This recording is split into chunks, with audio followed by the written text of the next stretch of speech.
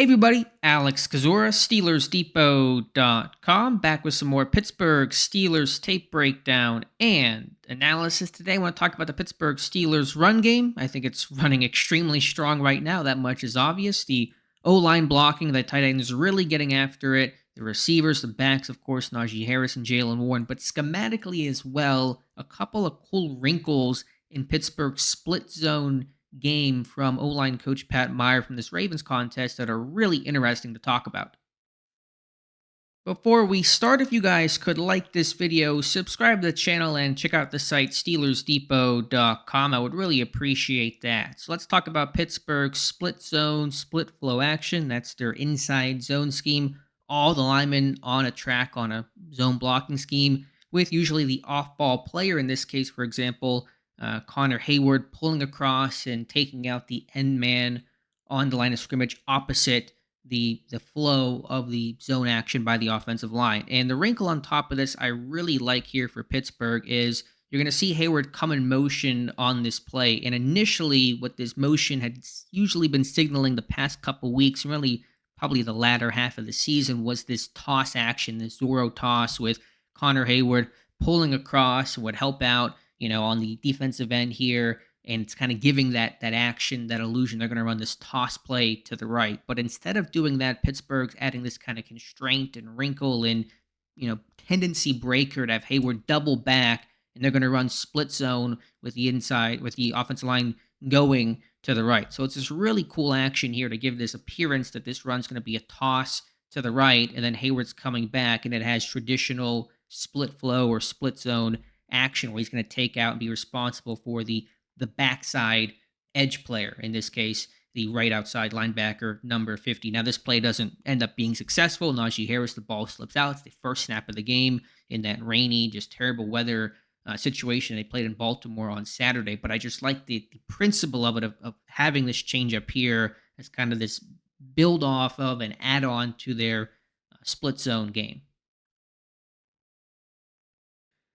Later in the game, another example of the concept, but better results, a bit better outcome of the run. And so we're going to have eyes on number 83, Connor Hayward, looking like he's going to motion across on this Zorro toss action that Pittsburgh has been running many times throughout the season, but then doubling back, and it becomes split flow, just done from a different way to dress it up, a different look to present to the defense. And I even like the add-on here of Deontay Johnson, faking like there might be an end around or some sort of pitch out to him, which helps hold number 24 and allows Hayward, as opposed to taking on the end man on the line of scrimmage, he can now work up to the second level and block one of the safeties here, number 26. Now, James Daniels loses the block here, and so that kind of helps prevent the play from being more than what it could have been, but more yardage here than the first example where Najee Harris lost control of the football and nearly fumbled it away. But I just like, in principle, we'll look at it from the aerial view, just the action here, the add-on, the layers to their traditional split zone call.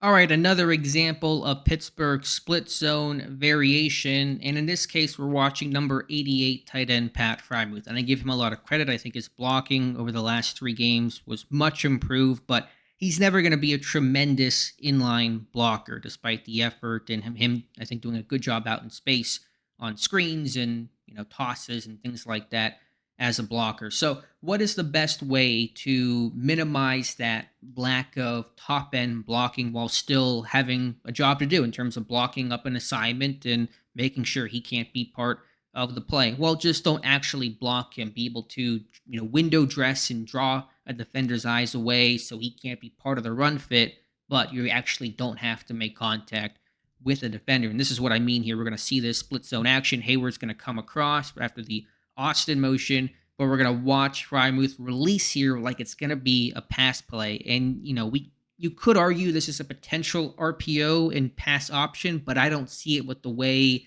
that it's an under center handoff. Rudolph never really looking that way. I mean, maybe in some, scenario there could be a check if they're really not respecting that and the tight end's consistently wide open. But I think the design here is to pull that end man away without Freiermuth ever having to actually block him, and that allows Hayward to then go up through the hole and block somebody else. So instead of Hayward being responsible for typically the end man on the line of scrimmage, in this case, number 30, because Frymouth is kind of giving this pass read to 30, you have Hayward now able to, in this case, able to block the defensive end here, 95. So Jones does not have to, and he can immediately climb here after kind of a little chip, but he can climb, work to the linebacker or the DB here, number 26, and take care of him. It's a really good run for Najee Harris. So this action is pulling 30 away from his run responsibility, and that allows Harris extra space here for a really good game. We'll take a look at it from the other end zone view. And again, we're going to watch Frymouth just kind of, go out in the flat like it's going to be a pass pattern here. And that allows Hayward to make his block, Jones to work second level, and a really good hole and run for Najee Harris. Here we see the same idea, although I think it's even more effective and really illustrates the value and utility of this even more. So here is Pat Frymouth. Again, he's going to release out into the flat and with him take the left outside linebacker on this play. Same action, Austin coming across. Hayward on that split flow, that slice type of action. And again, with Frymouth going out in the flat, that defender has to respect that. It pulls him out too. You see him right there, 48, turn his eyes and start almost, essentially covering Frymouth. And that creates a really big lane here for Hayward to go up through, for Harris to follow behind. And it's a really positive run here and a first down for, close to a first down for the Pittsburgh Steelers. So to watch it here, Frymouth out here on the flat. Again, I think that's just really not even a pass component or a pass option.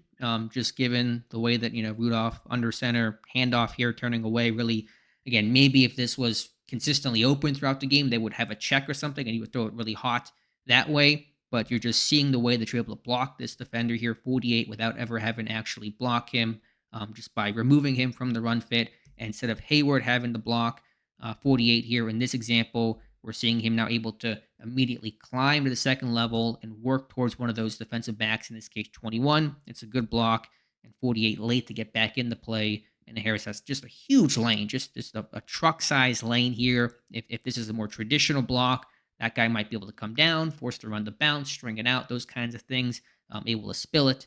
But here, Harris has a ton of daylight and then gets a healthy gain for Pittsburgh. So some really cool run game variations.